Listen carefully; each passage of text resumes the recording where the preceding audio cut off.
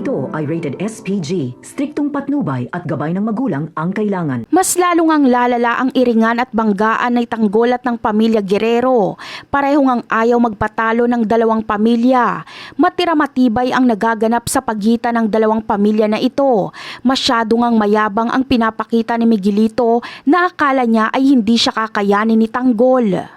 Ngunit dito nga nagkakamali ng akala si Miguelito dahil ang minamalit niyang si Tanggol ay ito pala ang pupuwing sa kanya.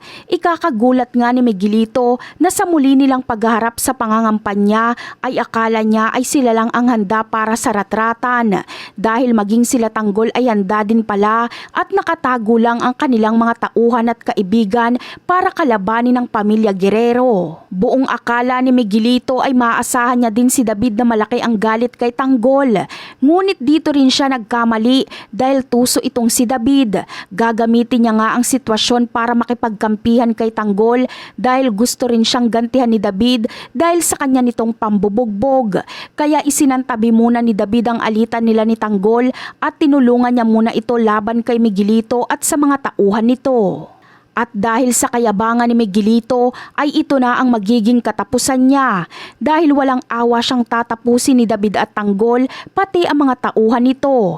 Dito nakakabahan ng mga Guerrero kung sino ba talaga ang binabangga nilang tao. Bagamat mababa ang tingin nila kay Tanggol at wala itong pinag-aralan, ngunit ito pala ang totoong magpapabagsak sa kanila at pipilay sa kanilang iniingatang pamilya.